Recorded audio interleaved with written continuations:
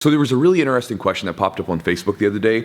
This question is not addressed to me in particular, it's just one that he threw up. It's a jiu-jitsu practitioner named Steven, and he threw it up, asking the jiu-jitsu community within his Facebook friends what they thought, and I figured it'd be a fun one to chew on with you guys through the video. So he says, I'm curious about something that I'd love to hear back on from my jiu-jitsu people. Did someone ever sit down and teach you about how to learn jiu-jitsu, or was it something that you either figured out on your own or learned by someone else's example? I'm curious because in my own personal experience, it's not something that I see written about online or talked about in a lot of schools.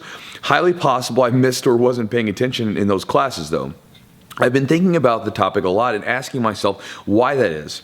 My current thought on it though is that mostly because of the students. We want to roll and we want to fight and we want to test ourselves, and perhaps only after multiple failures we are receptive to receiving advice and stop to look around for instructions on why arm bars keep failing. A part of me though asks if this is possibly an area that is underdeveloped, or if it's something that requires a trial and by failure approach to figure out what approach is best for the individual. And he just goes on to say he'd love to hear from other people. So Steven, that's a cool question. So, and the reason I wanted to maybe throw this one in there is because when I would look at the question, I thought back to when I was a new coach that was teaching full time back in 2009, and so I remember diving into the idea of how people learn, right? How do people learn? I've read numerous books on the subject. I've listened to lectures and try to devour as much information as I could to sort of figure out how do we learn things better, especially motor patterns. How do we learn motor patterns? How do we absorb information? And so the way that I use the word learn, right? Learning to me is different than being able to memorize, and so I want to make that distinction because you could watch your coach show a move and then afterwards you could go do it, and in with a controlled setting where you're demonstrating the move, but to me that really doesn't mean you learn the move. You're memorizing. You're just basically doing whatever you were told to do. You don't understand why that move's working. You don't understand the why you're doing certain things. You can't use it in a role yet. So to me, that's not really learning. The word learn means to, acquire a new skill, right? Or acquire the new information. And acquire means to own it, right? So to me, when you're going to own something, whether that be information that you can verbally express or information that you can express through your body, right? A motor pattern. Well, to me, you got to own that information. You got to own that technique, that skill, that movement, whatever it might be. And to own it, you got to play with it. You got to make it your own. And so I think that typically, the way that it works for most people is that they learn from their coach, a bit of memorization, right? In the beginning, there's a lot of variation amongst the techniques because of if I show techniques to a bunch of students and they are then replicating that technique to the best of their abilities, a lot of times there's a lot of difference between them.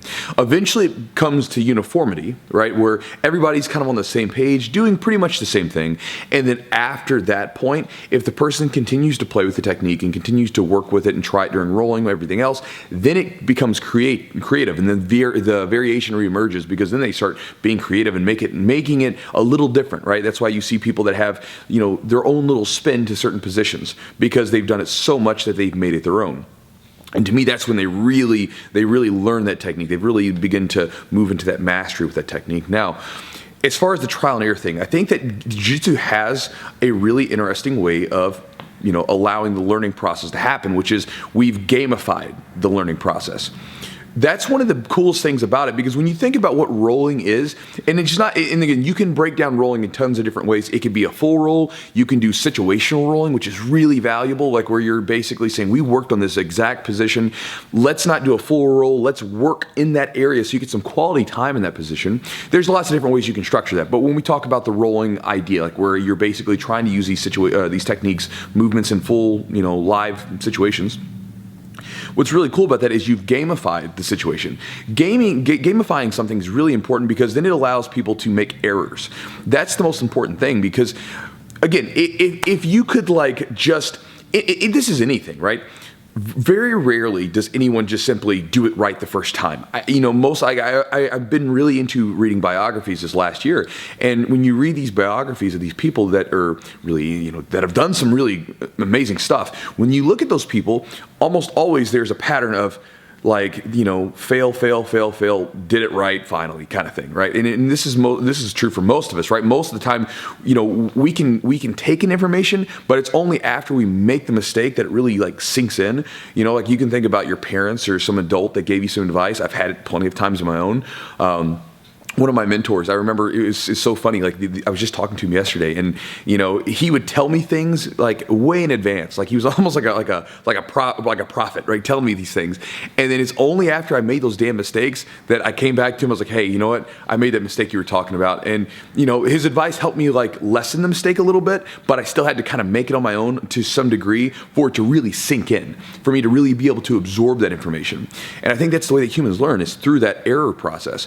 Now the problem is that most of the time errors, when we think about like when we make an error, and I'm not going to use the word failure either, because failure to me, like when you say failure means like, oh dude, you quit, you're done, like you messed up and you stopped. So I like to use the words like setbacks and errors more often now, right? So when we say about errors, a lot of times people hate making errors anywhere else in life, right? Like if your business or your life or anything, to make an error sometimes it's just like it's almost unacceptable to you in your mind, right? Even though you're going to make them, there is no way around it. You don't want to make them. But in jiu-jitsu, a lot of times, especially if you have the right head on, right? Like like I've talked about in the beginning, where I used to be very resistant to my errors, where I wouldn't really listen to them and I would basically ignore them because I considered it losing.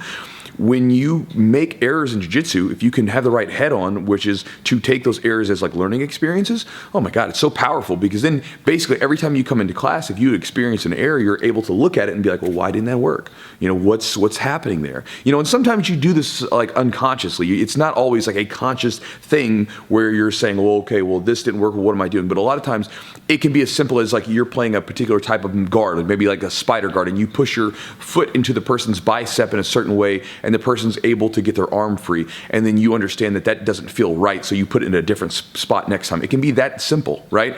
But you just have to have the right sort of problem-solving mindset, because the trial and error sort of methodology is sort of essential to problem solving. And when you think about jiu-jitsu, that's kind of what you're doing, right? Like you're fighting against one another, and they have a particular style, you have a particular style, and then you're trying to figure them out and figure out how you can make your style work against their style. And that trial and error process is essential to that. And I think that for the most part, that's pretty essential to the way humans learn in general, is just, learning, taking the information that you have, putting it into the feedback loop, and then getting back, okay, what worked, what didn't work. And this is one of the things, just to kind of end this, that makes jiu-jitsu so damn addictive. If you think about like video games, why are video games addictive? There's some different reasons, but one of the reasons is that instant feedback loop that's provided to you. Because when you play a video game, right, let's say you're playing Call of Duty, okay, or some game where you're shooting stuff, or whatever, I don't know. I don't play video games anymore. But you go in, you have a gun, you go in, now you start playing the game, and you're trying to shoot other people, whatever.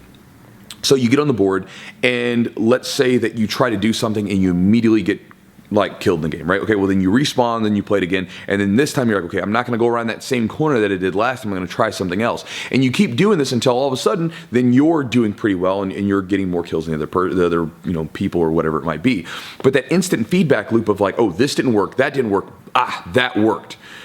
A lot of times you don't have that very often in life, right? Like for instance, if you have a business, if you make some subtle changes into your business, you really don't know often how they're going to work until maybe months later to sort of see how that affected your bottom line, right? But with jiu-jitsu, it's instant, right? You looked online, YouTube, maybe you practiced a new move. Like one of our guys last night, we were talking about, he's been working on worm guard for like a year, and so he'll constantly check out some new techniques.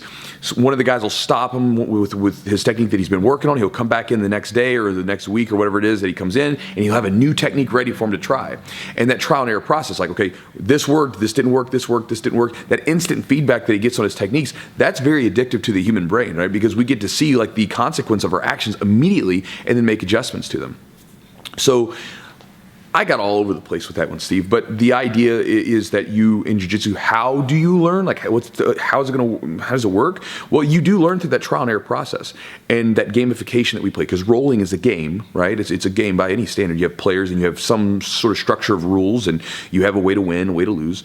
And so that's the way that we learn. We learn through that constant trial and error process. Because if you were going to just say that, like, a person, makes you learn all these techniques, but then you never actually put it into practice and you never mess around with the techniques, well, then you're dealing pure in pure theoretical, right? Then you're saying, okay, well, I think this would work. I believe this would work. Until it's been put into some sort of live action, you really don't know. And this is why jiu-jitsu, the methodology behind jiu-jitsu and a lot of combat sports and other martial arts that practices is so valuable, because you get to see, yes, there are rules that are going to be maybe different than a live situation in other places, but that live action really gives you a good grip on whether or not these techniques will be effective against a resisting opponent who's going full speed, right? So I don't know if I answered that question or not, but I enjoyed talking with you guys today. So Steve, thank you for the question that you threw up, and guys, I'll talk to you next time.